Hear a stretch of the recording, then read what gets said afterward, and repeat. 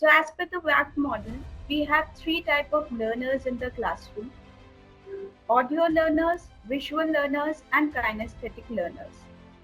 So when we are motivating this hands-on learning experience or this experiential learning, we are actually motivating the learners to become kinesthetic learners.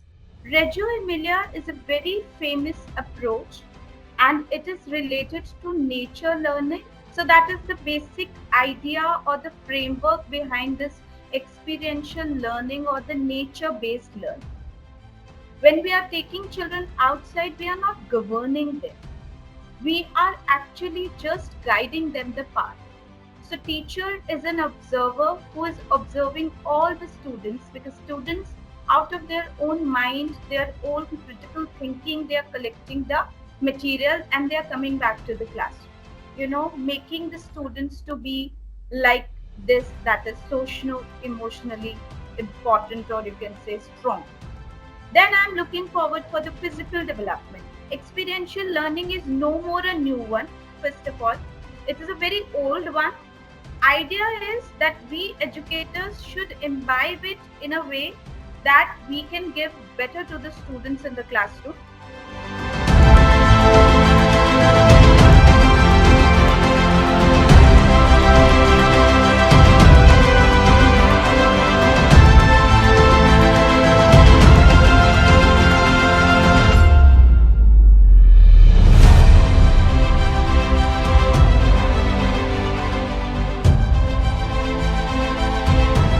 We in foundation years, or we can say for elementary years and grades too, we are looking forward for the different kind of learners in the classroom.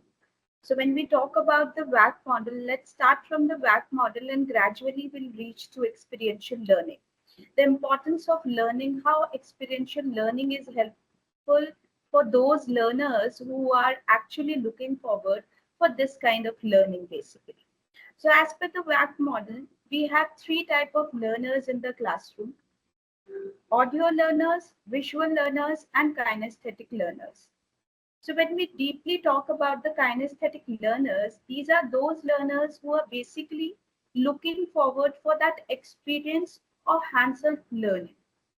So when we are motivating this hands-on learning experience or this experiential learning, we are actually motivating the learners to become kinesthetic learners.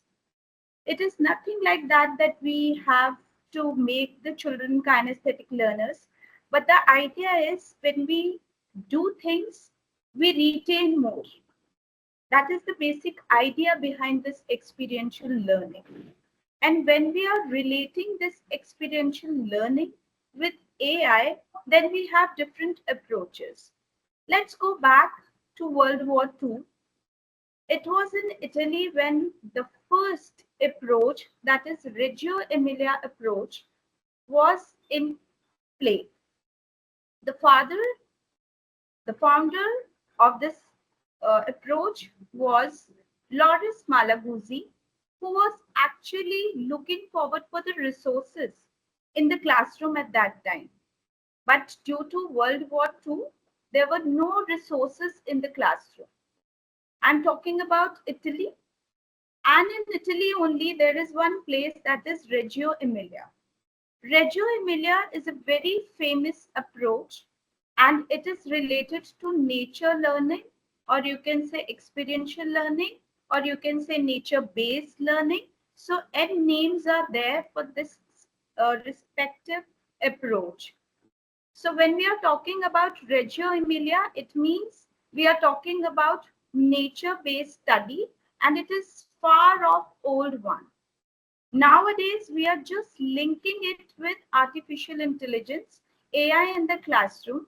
Let's go back to pandemics when we were not having things at home. We were teaching children from the home only, and we were having less resources.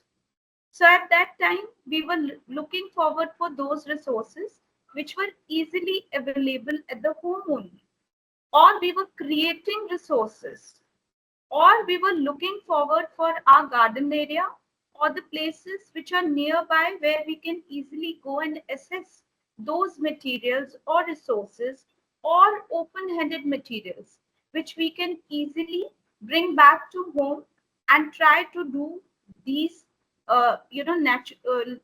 we design our lesson plans accordingly, so that we can use all those resources in those lesson plans so that we can help the children, like say. So when we are looking forward for nature-based study, the very important role is of the teacher. When I say I am a teacher and I'm looking forward for this kind of learning in the classroom, what is my role basically? Then only I can implement this approach in the classroom in a better manner. If I'm looking forward for experiential learning, or like say Reggio Emilia, then I should be a guide for the children. I'm leaving the children in that open space. I'm taking the children for that nature walk. They are having their own resources. They are having their own carry bags. And they are just collecting those materials which are available in the resources while taking that nature walk. So that is the basic idea or the framework behind this experiential learning or the nature-based learning. When we are taking children outside, we are not governing them. We are actually just guiding them the path.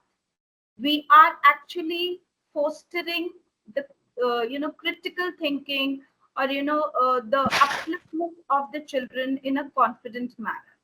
We are looking forward for the children to get engaged more into that nature or the surrounding where we are taking them. We are making the children to have a unique and holistic development. Nowadays, NEP is talking about holistic development. So that holistic development is to have a learner who explore the things in a better manner. So when you are giving that opportunity to the students in the open environment, outside the classroom, outside that cube, then only you are giving the opportunity to the learners to be kinesthetic learners. If I'm talking about the teacher is an observer as well.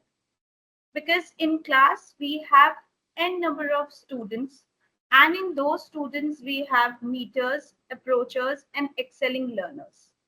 So teacher is an observer who is observing all the students, because students out of their own mind, their own critical thinking, they are collecting the material and they are coming back to the classroom. For that particular lesson plan, whatever they are gathering, that is their own mindset. We are not governing them. That is what experiential learning. We are just giving them that opportunity. They are coming up with the material.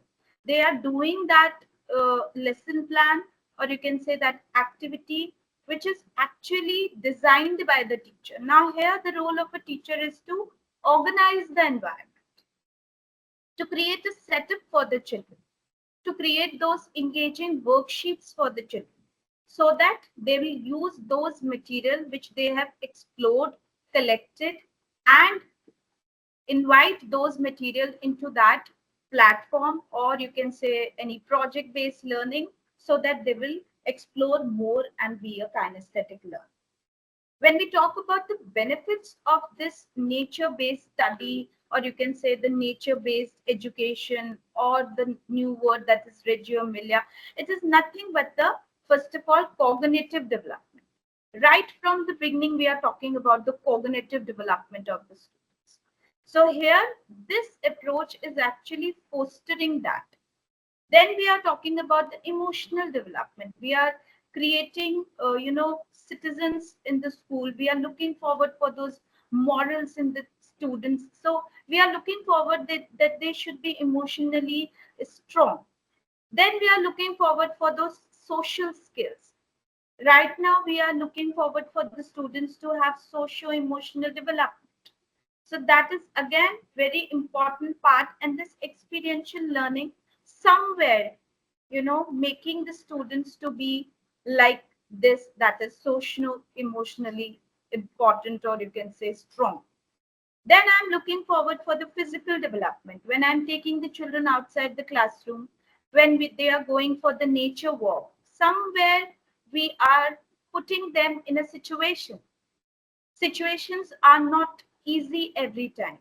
When we are going for excursions also, when we are taking them for any kind of walk, then they are facing certain troubles at their own end. It can be easy, it can be what you can say, it is not at all a hurdle for them. So we have different students in the classroom, so it is again a physical development for them.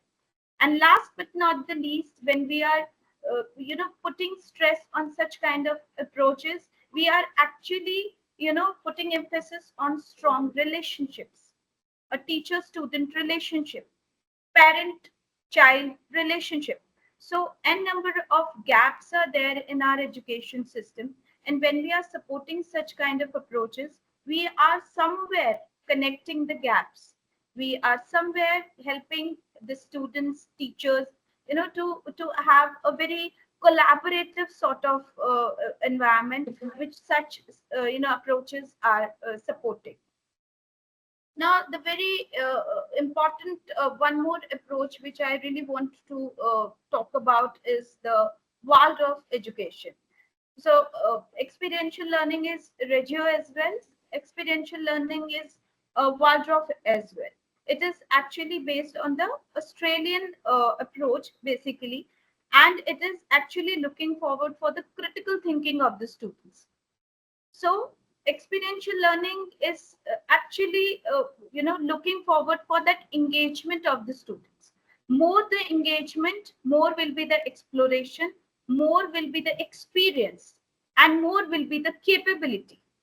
So right now we are not actually into this that we are inculcating everything every time.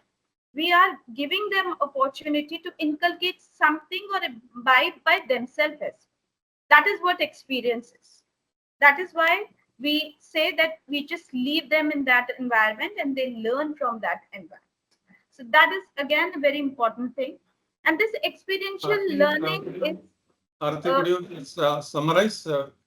Yeah, sure. I just want to culminate in this way that experiential learning is no more a new one, first of all. It is a very old one. Idea is that we educators should imbibe it in a way that we can give better to the students in the classroom. We should design our lesson plans, our rubrics, our assessments accordingly so that our students will get maximum benefit out of it. And icing on the cake is AI. So experiential learning and AI all together can give a better learning platform to the student.